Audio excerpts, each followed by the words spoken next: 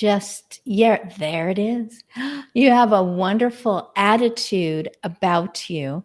I see Kim probably once a week. And Melinda, I've only seen pictures of you in profile. So I'm really glad that Des Moines and Waco can move closer together. And I see you almost every day. Yes. Oh dear. And I am headed back to where we used to live because everybody's having a birthday. And so he's not going to see me at all for over 2 weeks. So if he's having too much fun, Kim, rein him in. And I scared her. She's like, no, I don't want to do that. No, she'll be back. Scott'll keep watching. So where he does that for me. For 2 weeks, where are you going? We lived our entire adult life. I mean, starting in childhood when each of our separate families moved us, both from California up to Oregon. So he was younger than kindergarten. I was in 3rd grade, and our families moved us up to the state of Oregon for various reasons. And I think it was an arranged marriage. Yes. The first was speak. We'll keep them separate until the appropriate time. And I met him, and he was signed up for the Air Force. So I crossed him off my list. Mm-hmm. I was finishing college. He was taking a break from college to be in the Air Force. But he had not crossed me off his list at some point in time. And letters were happening, and we each had roommates, best friends that ended up falling in love. So it just made everything a little bit easier to see each other when he was on leave, when he would come back home to visit friends and family. So that is where I'm headed, is back to Oregon, where people are turning different ages, people that have always been around, always celebrated, always been there. And they're still getting accustomed to the fact that we live a couple of hours away now. Mm-hmm. So that's where I'm headed for a couple of hours by plane. Yeah. Yeah. 2-hour plane ride. Yeah. Several days of driving, which we have done. 2,000 miles. So Wow. yeah, That is a big jaunt. It's a chunk. Yeah. So Yay. What made you transition to Texas? Do you want to answer that, Scott? I will. Well, the long answer is that we were looking to celebrate our 40th wedding anniversary. And in 2017, which was last year, in 2017, the eclipse that went coast to coast went right over our backyard in Oregon. And we're there with the kids and the glasses and the whole thing. Mm-hmm. And when it was over, I told Christine, I said, now I know why people fly to Rio for a 2-minute experience, because it's just unbelievable. Amazing. And so she's looking at the map and goes, hey, there's an eclipse going through Texas, and we know a lot of people in Texas. So we came down here. We spent about 18 days driving around Dallas and Waco and Austin and Houston and Corpus Christi and San Antonio. And somewhere along the line, it came up about moving here. We said, well, what if it's vacation euphoria? Because everyone wants to move to Hawaii when all you do is spend money and sleep on the beach. Uh-huh. Yes. So we came back. That was April. We came back in June and met with a bunch of folks and decided we just feel at home here. And in May, when we were thinking about it, I said, well, if we're going to move to Texas, how are we going to show up? How am I going to show up? And I said, well, I'll start a radio program. So I reached out to a station owner here and sent him some samples and a proposal. And he said, yeah, that's great. Let's do it.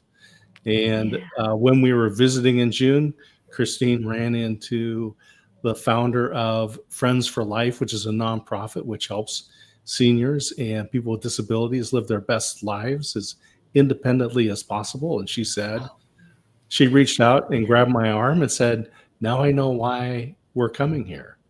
So Christine will tell you that she felt drawn to Waco, and I felt called to come here. And so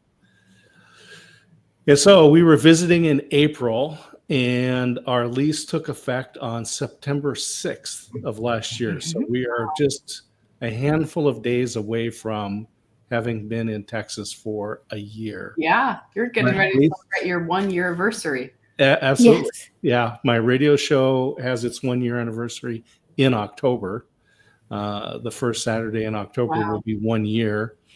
And based on the relationships that we have here, there's 140,000 people in Waco, 330 in the greater Waco area. But when we go places, you would think that we have lived in this community for at least 10 years. Everybody lets you get to know them, and they tell you what that used to be, how this happened, what their uncle did. It's just an ongoing thing, and I hope Waco never loses that feeling, because everyone goes, we're a big town, but it still feels small. And people will say to us, how many years have you been here? Well, at this point, 8.5 months. And they're like, what? Just we love getting to know people, to meet people. I met Kim at something called Startup Meetup Wednesday mornings. I think that's where we met. We talked outside on the sidewalk.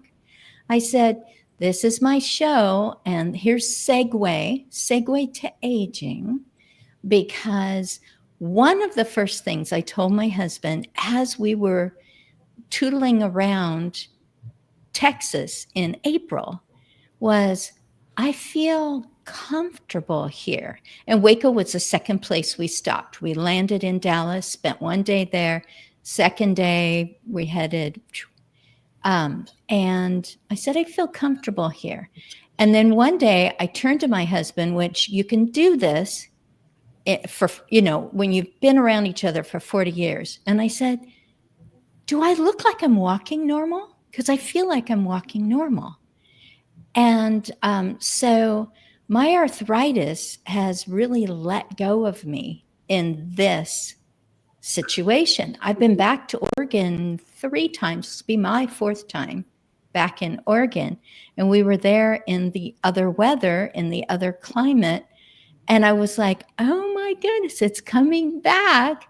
What doesn't function? How untrusting I am of my joints and walking and the feeling and all that. And here people are like, how are you doing with the weather? And I'm like, great. It's a living heating pad for her. Yeah. You love it. Not only does this work for your life, but it works for your physical and psychosocial, all different forms of your life. I feel comfortable here. Yeah. That's really cool.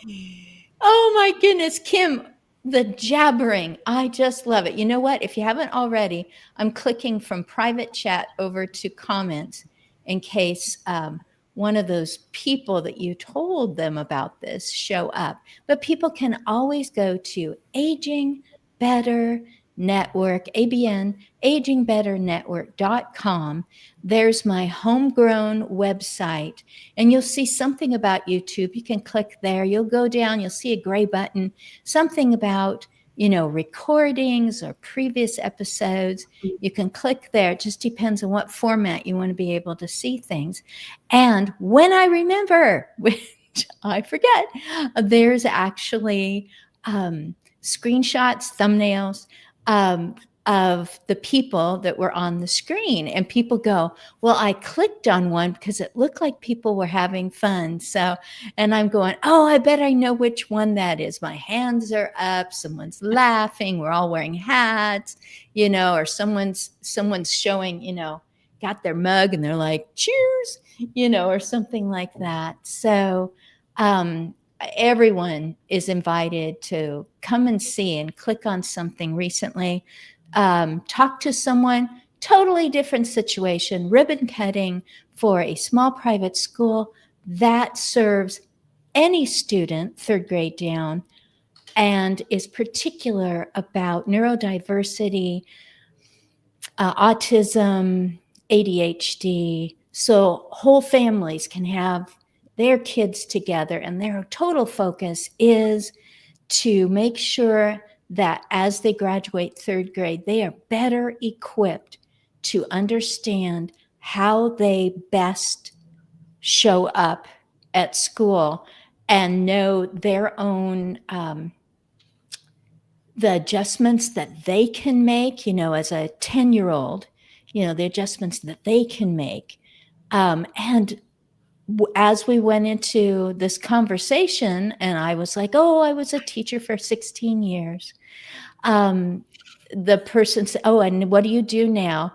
As soon as they hear about it, that I was a hired caregiver in nearly 100 homes, everything changes, and I start to hear about the diagnosis and what we're doing and how lost, etc. I give my card. I say, you can't pay me any money unless you accidentally buy a book, but here are, just click on them and let them play while you're chopping cucumbers, and you will hear about every third episode someone is talking about that particular diagnosis, dementia of some sort, and you will feel less alone. You will be better informed. You will have solutions, support, services that you can access at a distance. And now twice a year, I'm doing Texans only. So it can be reached by people that I hand a card to. Mm-hmm. But all of it is just always accessible.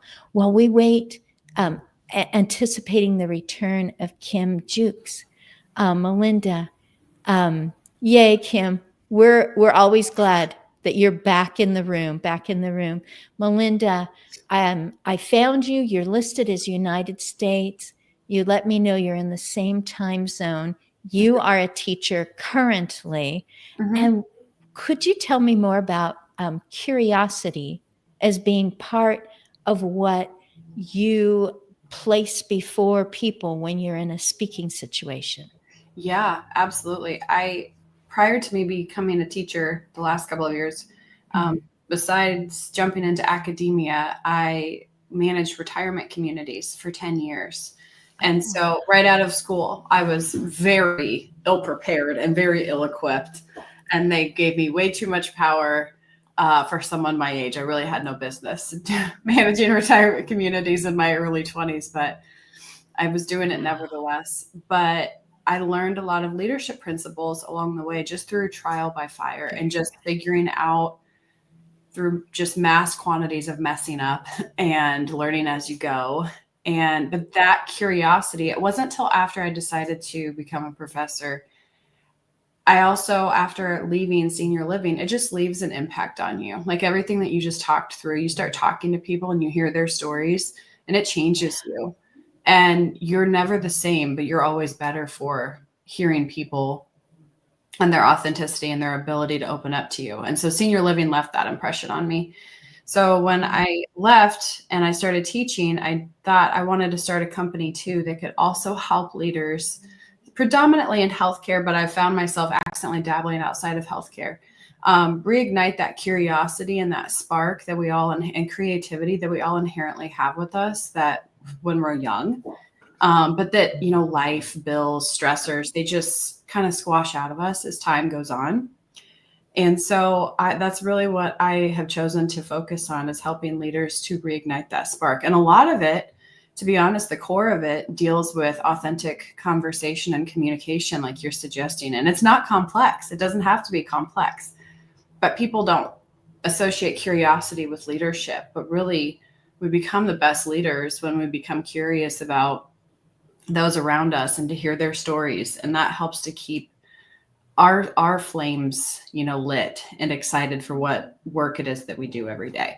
So that's what kind of drew me into curiosity accidentally. I was going to say, and you're in academics. Uh-huh. Now you're at the university, and what I found is there's a lot of research on creativity, and there's almost no research on curiosity. Yeah, creativity is studied very widely, and it's a great basis for a lot of what I teach in my entrepreneurship classes too.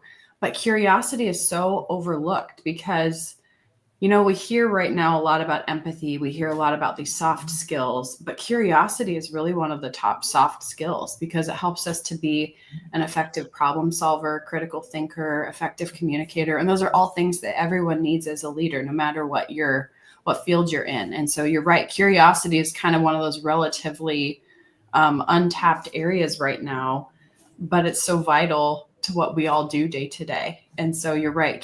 Creativity gets a lot more notoriety than curiosity does, most definitely. Really helps with enriched longevity. Yeah, absolutely. Most people,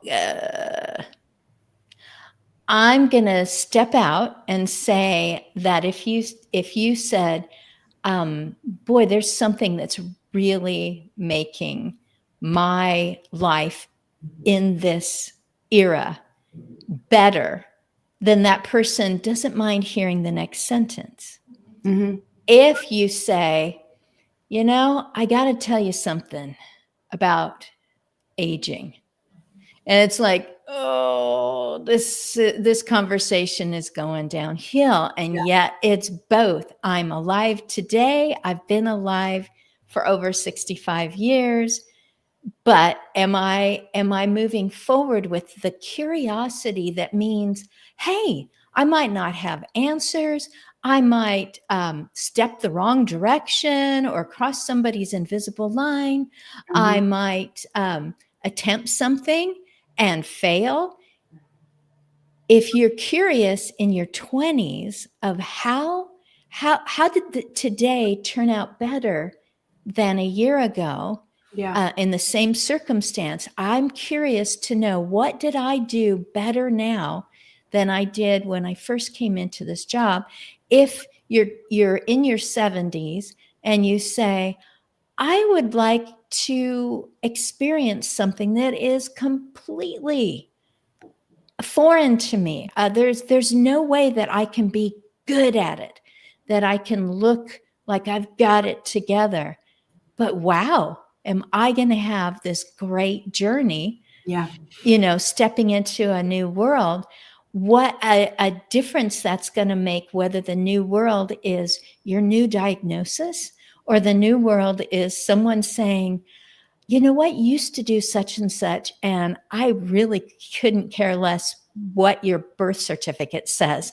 Can you come in and just be here with your experience and your positive outlook and your way of handling situations? And it's like, wow, what a difference. People seem to be pro longevity, but they're not so great on aging. Yeah. That's what drew me to your podcast, though, is because you have managed to make such a difficult topic for so many people this lighthearted way, because it doesn't have to be heavy. And it seems the curiosity seems to be at the core of what you guys do, because you're still reigniting this spark for however much time any of us have. There's no reason we all can't be curious. Whether we're 90 years old or we're 30, it doesn't matter. And so that's what really drew me to your podcast, was that essence of curiosity, because you're helping people along that journey, even if people are uncertain. And, that's one of the things that I absolutely loved about working in the retirement communities, is I saw so much curiosity still at play. It's almost like people, when they would move in with us, whether it be independent living or even the skilled nursing area, some people just flourished because they become this new version of themselves, and they're not worried about all these preconceived notions of what they maybe did in their career before, or what their adult children are going to think. They just thrive. It's like they find this second wind and they just kind of emerge as someone completely new. It's really amazing to watch. And creativity and curiosity is such the driving factor for that. And that's exactly what your podcast seems to bring to the table too. Oh, honey, I'm going to interrupt you and say, Kim's back on, and I am giving her the mic. Kim, you are now, she's frozen. I'm going to judge that by the twirly gigs up there. So Scott, go ahead and finish your thought until, if they start spinning, we're giving her the mic. So it seems that creativity requires some sort of output. song, poem, painting, Mhm. and curiosity does not. Mhm. Mm. That's a great assessment, because honestly, creativity gives you that idea that you need to have something tangible to show for it. And yeah, curiosity is this inherent ability that we just kind of have within us, that some people are really good about keeping that at the forefront of everything they do. Even with the stressors of life, and other people, most people, I should say, lose that along the way just because of different day-to-day things, and that kind of gets trounced out of us. And so that's one of the things. It took me leaving senior living because it's such a stressful environment, though, and the role I was in, I couldn't see that clarity and of what it was that actually was helping me and making me a better leader as I grew. Until after the fact, I thought curiosity is exactly what kept me going, and what it keeps so many of us going, I think, to be honest. And so that's, you're completely right in that assessment. Is creativity gives you this impression that you have to have something to show. And Well, curiosity doesn't necessarily. there was research that I saw. They looked at jazz piano players and the creative aspect. The improvisation part is a big part of jazz, and so they looked at their brains while they were playing note for note, just play the music as written. And so a functional MRI, when they were looking at them as they were improvising, as they were being creative. And the thing that I found interesting wasn't what turned on during the creative part, it was what turned off in their brain. And the part that went dark was essentially the part that says, I care what other people think. Yeah. And we see this in small children, right? So that 5-year-old kid is in the aisle of the grocery store singing up a storm and dancing and does not care, right? Yeah. Every child is a singer, dancer, painter, poet, Yes. artist, right? Performer. And then they get to be about 6 or 7 years old and they start caring what other people think. You're right. Yeah. That's Kim so- is in. Kim, you have the mic. You know what? It's the gremlins. That's what someone told me. So it's blame the gremlins. Kim Jukes, I said, do you have anything that would add to aspects of aging? You said, oh, yes. I do. So, I do help people train their dogs. And a lot of times I do end up with elderly couples who decided, oh, let's get a puppy. Right. And that's really hard. I mean, that's hard for anybody, but especially when you're older. And I have a client I specifically worked with not too long ago, where the woman was struggling with early signs of dementia. And the husband pulled me aside and told me that, he doesn't know how this is going to work because she's not going to be able to do stuff in between. And so, I went home and I thought about it. And what I did is I created like some flashcards for her, so that when I was gone, they have the flashcards. She can read the back side of it, read the front side of it, have her husband do it, and he can do the same for her. And it worked out really, really well for them. I pride myself on being able to work with, my customers and their abilities, as well as their dog. So that's my biggest story, most recent, that I was super excited about. Yes. And I was so glad because you didn't look at a situation with a diagnosis as, we expectations lowered. This isn't going to work. They're probably going to get some training from me, and a few months from now, it will be for naught. You actually improved their relationship with each other as husband and wife, because that's something that the feeling of that produced by those pictures are going to trigger again and again, based upon, and Melinda will attest to this, that here's a person non-interactive, and then something comes and it's either the exact object or it is something similar, and words and interest and interaction blossoms again. You know, don't you think, isn't this cute? So sweet. I love this. I love this. And you're just going, listen to that person in there. They're speaking like they always have. You know, so wow, getting puppies when you are elderly. And that is what a guy named Ed experienced, because he climbed yet another mountain up in Canada with his son for the fun of it. As they descended, others came up and said, you know, oh, you guys taking a rest on your way up? Oh, no, we've already been to the peak. And they looked at the son and they looked at Ed and they said, that's amazing that you are still doing this at your age. And he goes, no one had ever said my age to me before, to my face. It was a compliment. They were truly impressed. And he's going, I'm an age. So you experience people who are getting puppies at their age. There's a song that says, you know, people tell me I should act my age. What's my age again? You know, so it just, you know, you are who you are, you know. I think what you do is super. Whether you're my grandparents did exactly what you just said. They are in their 80s, early 80s, and they're very sprightly.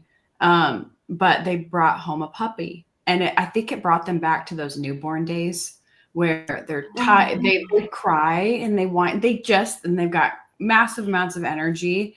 And that's exactly, I think, but they were looking exactly like what you were talking about, Christine. They were looking for that feeling of someone needing me, being able to give my time and attention onto something that, you know, will love me unconditionally. And then they ended up having to have my parents buy the dog or take the dog from them because it became too much. So it's just, in that situation, I wish that I could have duplicated you and had you up here, because I think it would have been a great outlet for them to have that. I went and visited my parents a few years ago for Thanksgiving.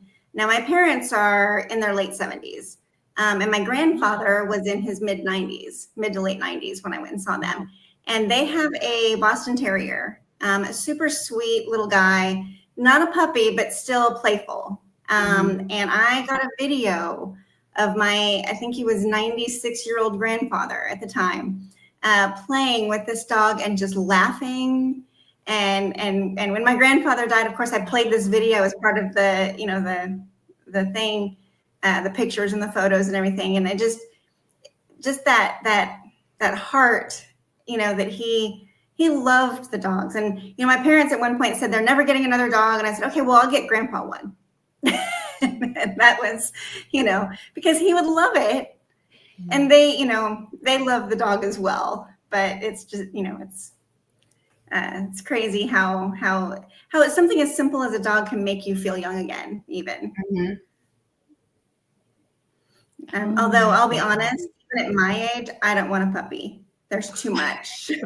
You're an age? You're an age? You're an age? What age are you?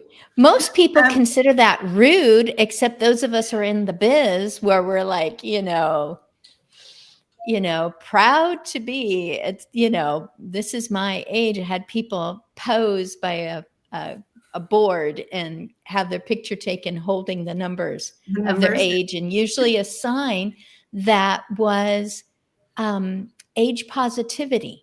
It was, you know, ask me what I'll do when I'm 102, you know, kind of a thing. You know, don't say, wow, so you're just really, wow, up there. And I hope you're comfortable. That's not it at all. I mean, yeah, I mean, I'm only 47, so about to be 48 in a couple months. And it just, with the way that my life is right now, having a puppy is a lot of work. And it's been probably, you know, 10 years since I've had a puppy.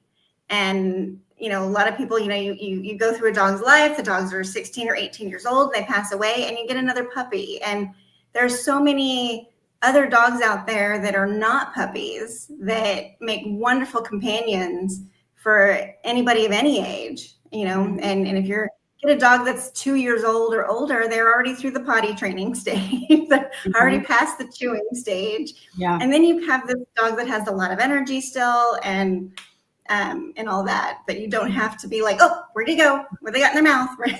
You know. I'm comfortable with my 4 dogs, 3 of which are seniors themselves, and I don't have to do a whole lot. Watch out for them. I have one dog who is a senior and she can't hardly walk anymore. So I actually take her and put her in a wagon and walk her around the subdivision here so that she can get out and walk like everybody else. And she just sits in her wagon like, look at me, I'm still doing it. Yeah. I've got the wind in my teeth. Still enjoying. So many residents that would push their dogs of all sizes and cats in these like enclosed baby carriers. Like they would push them around the retirement community, and they have never, the pride and the conversation starters and the sense of purpose that it gave them was just, you can't make it up until you see it. It's incredible. That sense of purpose is huge in people's lives. Absolutely. And dogs actually, adult dogs have the intelligence of a 2-year-old child. That's their developmental state. So even an adult dog, you still have to care for them, and you still have to treat them again like they're children. When they get scared, you comfort them. When they, and I think at any age, that gives you a purpose. To take care of this being that, can't go take care of itself. So. Wow. Kim, I'm actually glad you're not getting a puppy, because you would never be off duty. Your work is already, nobody I got to pull back on that because I'm doing the everybody, nobody stuff. You may get more calls from people who are having difficulties, a bit of a crisis, than you do from people who are going, I have the best behaved animal. You should come over and I'll pay you for just looking at and petting my perfectly behaved animal. I actually do have one. I have one person that has done that. They're like, yeah, they're great. Come on over. And those are great. But most of the time, you're right. People are at their wits' end by the time they call me. And I really wish that people would call me before they get there. I do have one client and her puppy, who is his name is Bear, and he's about I believe 5 months old, and he's huge. He's this big giant golden doodle, and she is an amazing pet parent. She did her research before getting him, literally went and picked him up on Monday. I went over there and saw her on Wednesday. She had a vet appointment with him on Friday. We scheduled her with groomers early on. And, most people don't take that ahead of time to do their research and whatnot. But they do, when they're at their wits' end. My best friend has 2 littermate huskies. That she did some of the research, but not all of it. And huskies are super full of energy at any stage of their life. And she, had no clue until they tore up her couch. And then the phone call comes to me, Kim, what do I do? So the very best is we're about to get a dog. Let's schedule a time with Kim Jukes, which is People Pups. PeoplePups. Yep. Yeah. Is it .com? Yep. Great. Let's schedule with her, because at the very least, she's going to go, wow, you've got this. I love the way that you're already thinking this way. There's 2 or 5 of you in the house. You're all going to be dealing with this new dog. Let's get on the same page so that you don't even have the controversy of, I don't let the dog do that. And it's like, well, but they're fine. Nothing bad is happening. Let's know ahead of time where's going to be the lines, because then the dog's getting disciplined for doing something that they're told no, and then the next person comes in and it's like, come up on the furniture with me, and they're just like, I get in trouble. The biggest thing that I see the most is inconsistency, even between pet parents. One pet parent is on board and the other one is not, and it might be okay for them to jump on you when you walk in the door, but if I walk in and I've got my hands full of stuff and the dog is now knocking things out of my hands, we all need to be on the same page, and there can be some compromises that can be made. Even with the case of the woman that has dementia, there was a lot of compromises that were being made because, she was adamant that she wasn't going to do it that way. Okay, fine. Then let's do something that you will do and move forward for that. And everybody has to give and take a little bit in what they want out of the dog. What's the most common age you see for clients reaching out? Do you see the older population coming more frequently now? I would say probably middle age, my age, and maybe a little older. The young kids, they're not always there yet. They're thinking, oh yeah, puppy's a puppy or a dog's a dog. I got this. And then, eventually you end up with a dog maybe that has reactivity. Then they're like, oh, never had this before. Mm-hmm. It's kind of, it's not even so much, the age range of people, it's so much the dogs and where they are in life. With COVID happened, and everybody, went out and got a dog while they were home and whatever. And then they went back to work. The shelters filled up a lot. And there was, during COVID, of course, there was issues with getting your dog in to get them spayed or neutered. And now, because of that, we have a huge overpopulation of dogs and dogs that don't have temperament testing. And they're mutts, or even if they are, backyard bred, they're bred in some of these genetic traits that make them crazier, or they're just, it's not the same as it once was, for sure. And I do see a lot of people who, well, I got him from this breeder, and and I can tell you, and I'm like, okay, well, did they let you see the parents? Did they do any of that stuff? And a lot of times they didn't, and those are big red flags for me. And when I'm looking into things and I go, okay, well, this behavior could be a genetic behavior, and we have to work a little harder on it. I've heard of people talk about long COVID. I hadn't thought of it in terms of dog breeding. I know. I'm sitting here baffled. I'm thinking the same thing. We down here in the South, there's an overpopulation. As you go north, a lot of dogs here, a lot of the shelters here are transporting their dogs to rescues up north that have room, whereas we don't. So wow. I don't know how it was different for them as it was for us, but I don't know. Hey, Scott, while you get ready, because I would love to have that presentation. So go ahead and get your item ready in position. I will just recap something. Melinda and Scott were talking for a few moments, and he was pointing out creativity, curiosity. Some of the differences would be creativity being studied, curiosity being something that is a soft skill, but it is still kind of, well, the research is also rather soft on curiosity, and yet the need for that.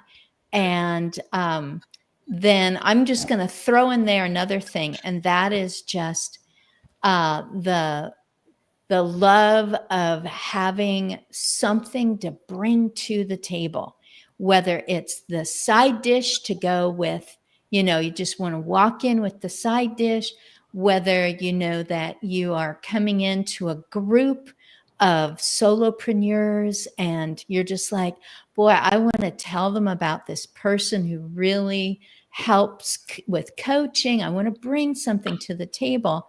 And so I see curiosity and creativity coming together in the conception of what he's about to show. And then it's also like bringing something in that other people go, wow, what a creative solution for a barrier, a problem, a hurdle to surmount, anyway, get over. And also knowing that I have acquired a skill to make music, even though it looked like I would never play the guitar or the ukulele again, or I just never have. But like you said, middle age, we'll say about 50 years old, a person can go, okay, so I have a few extra minutes in my week. What is it that I haven't approached, or what is it that I've been avoiding, thinking, oh, but I don't know that I would be good at it. And I kind of want to be instantly good at it so that I don't embarrass myself. So Scott, would you just talk about that? I like that you give the backstory on how this was created. Yeah. So Melinda, my heart has always been with the entrepreneur and Kim, even the small business owners that are out there. Yeah. And I spent a lot of years volunteering with a group called Young Entrepreneurs Business Week. And so think of it as a business camp for high school students, where they actually put together a business plan and did all the research for a week, right? I mean, they come in on Sunday, Friday, they would actually present their business plan to angel and venture capital investors. So cool. And it is a competition. And while I was doing this, I was also involved with a group where, I was pitching to an angel group. I remember going into the Oregon Angel Fund. It was in somebody's law offices in downtown Portland. Their lobby was bigger than our whole house, gorgeous place. And there was 80 angel investors in the conference room, a standing room only. The side door opens up. They call me in. They go, there's the screen. Here's the clicker. You got 10 minutes, right? Stand and deliver. And so, pressure. Yeah. And music was always a part of my life. My dad was a singer, and I played guitar. And so I was trying to teach my daughter. Yeah.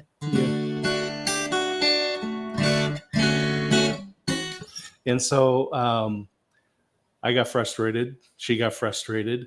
And I'm watching Shark Tank. And Travis Perry comes on. And I'm doing the same thing, right? Because when I went to go pitch the Angel Fund, my son asked me where I'm going. I said, well, I'm going into the Shark Tank. And here was Travis Perry who came on and says he'd been teaching guitar for years, and he was trying to teach his daughter. He got frustrated. She got frustrated. He said, he talked about this magic gizmo that he had created, in his mind. And she said, Daddy, build one of those for me. And so that day they took some popsicle sticks and a pencil and rubber bands and made the first chord buddy. And then when he was on Shark Tank, Kevin O'Leary, Mr. Wonderful, who plays guitar, said, oh, it's just a cheat. But what happens is you actually pull, as you learn, you actually pull the tabs out. I just wanted, which comes out, and then you play. Then you're using your fingers, and then you pull them all out, and pretty soon you're not using any of them. And so they actually have Really cool. A 2-month lesson plan book to kind of wean you off of it. But learning how to strum, right, and put your fingers on the strings is a challenge. And so he said, well, we'll put this on. And so then that just mounts on the neck.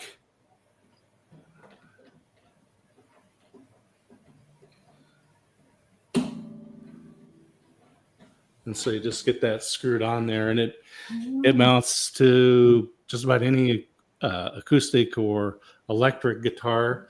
And then all you do is push the button.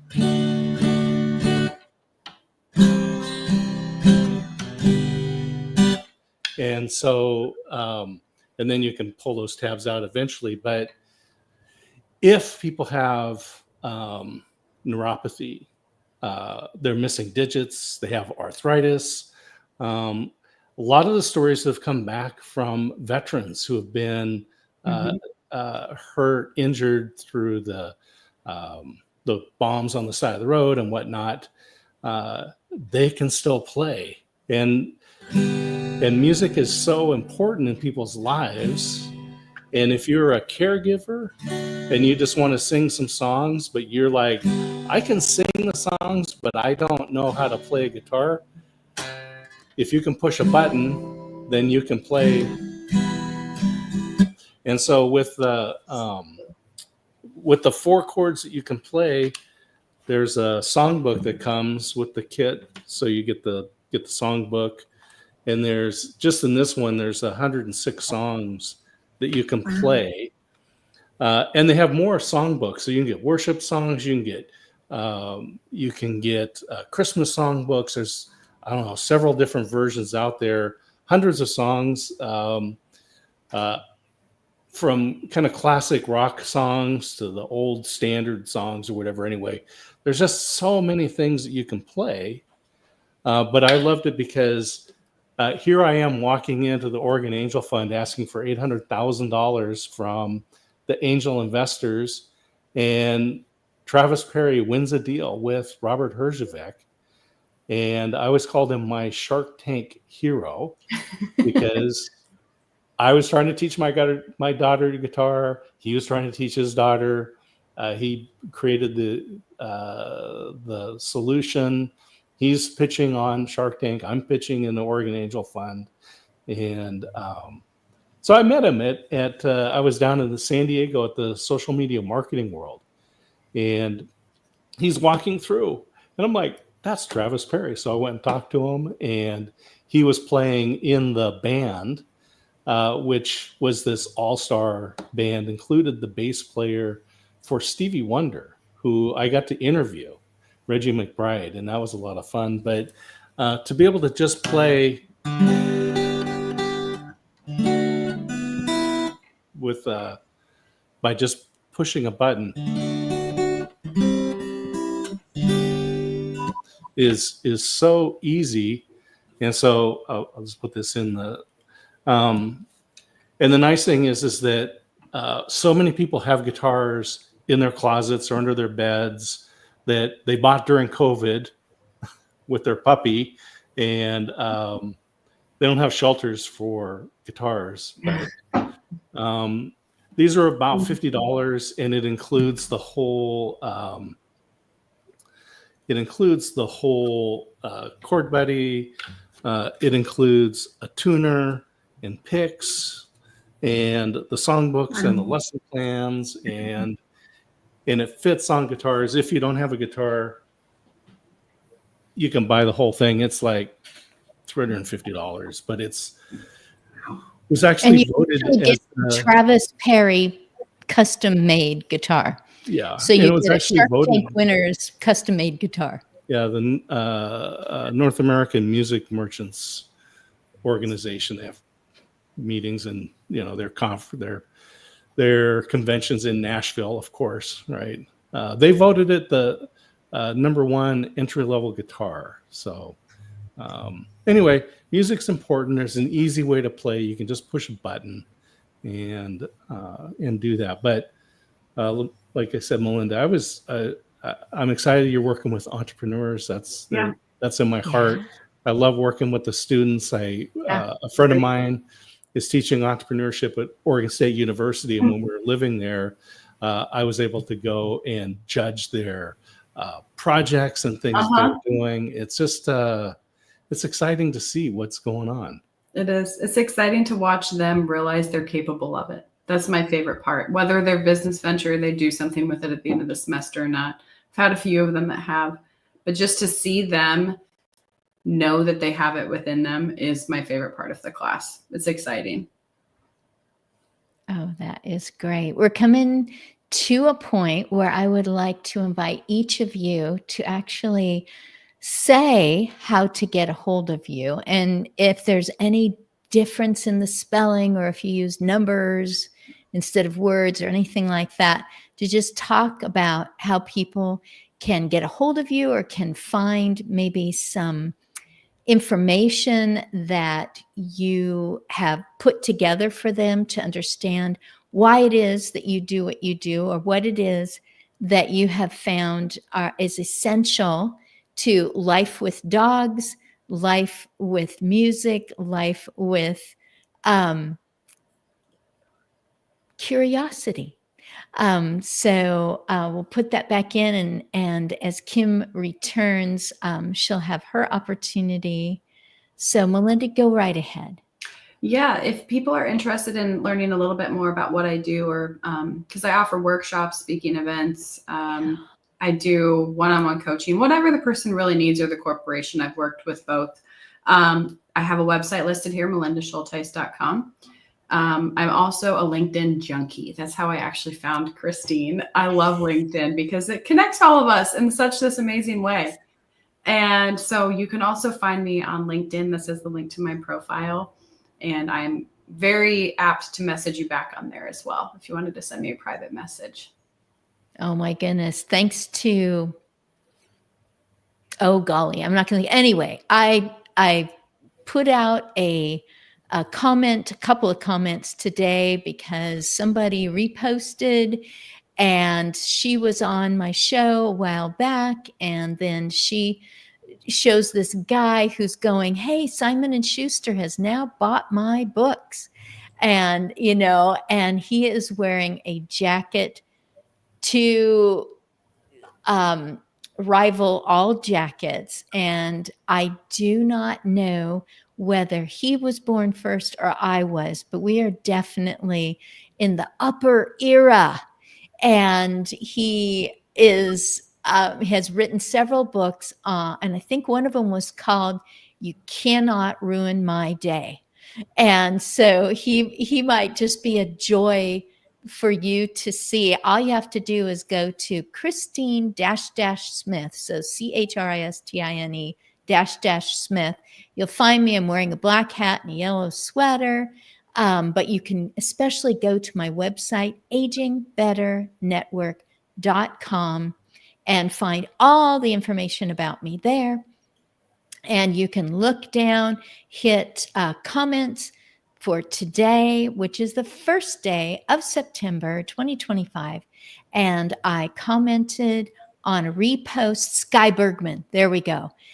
There's a creative. She has done filming having to do with aging and a life well lived. And it has been picked up by public broadcasting, PBS. And she likes to find people who are living their lives well and make sure that they get a little boost. And I want him on my show. So if you're out there listening to this, I'm going to send it to you and see if I can't get you on my show, sir. And just because your jacket says it all, but he has been picked up by Simon & Schuster. So that means that he writes well too. A guy worth getting to know. Kim Jukes, it is your opportunity now to just let us know about you. Do you ever do anything online, just talking with people about their pets? I do online training. I've got, as long as my internet works fine, I'm fine. But I do Zoom meetings usually with clients who are out of my area. I recently did one with a client, and they are making huge progress. I might do check-ins with them. I have an online course that you can take. If you go to my website or you Good. message me, I'll be happy to sign you up for that. It's for the AKC Canine Good Citizen test, which, Excellent. you know, a lot of people, you don't need to take a full class with a trainer in order to take the test, but my online class teaches you how to teach your dog those things. And then, you know, I do dog body language classes in different places all around town, as well as classes for people who foster dogs. So, Oh, fantastic. Yeah, I would take care of some of those. I will help socialize them, but what if I do it wrong? What if I ruin the dog and no one ever, you know, or something? Call Kim. So Kim, best way to just get a hold of you, just in short, would it be kim@peoplepups.com? you can even email me at kim@peoplepups.com, or you can text me at 254-652-4054. Wow, Calling the me is a little bit personal off because I'm in and out with people all the time, so I don't answer. But if you do call, leave me a voicemail. I'll be happy to call you back. I'm so glad that we had this 55 minutes together. And I am just peeking again at chordbuddy.com, chordbuddy.com. And the first time that my husband said, well, I could come in and just show this, because we've talked about how I would have used it with one of the people who was stricken by one of those horrible strokes and had been a musician. I would have, you know, like left side neglect and function. And I worked on that as I was trained to by physical therapists. But the thought was, wouldn't it be great if this person could get back to using their instrument, which was a stringed instrument? I could have laid the guitar over our laps, not being a guitar person, not knowing where I would put my fingers even. And that person could have practiced that left side neglect and pushing the buttons. And we would have just gone through the same things and then go ahead and use whatever works in the other hand with arthritis in any way, you know, something wrapped with that athletic tape that would have given that person their agency, their independence, their opportunity. And I know the family was the type, it's like, if it's working, we're buying it, you know, kind of a thing. But I didn't have that 13 years ago. So now I do. And I would suggest it to someone who's maybe been hired to be an activities director at a senior living situation, who's going, they want me to play piano. I don't. They want to do a sing-along, and I don't really feel comfortable leading. But all I have to do is make a nice sound with the guitar, and those voices come out of the people, and they're just going at it. And as long as they're singing the songs that I have given to them, I am part of it, and they think I'm the hero. So there we go. We are closing it up. Thank you, Melinda. Thank you, Kim. Thank you, Scott. We were all in the same time zone today. Phew. Everybody gets to break for lunch now. Bye-bye, ladies. Thank you so much.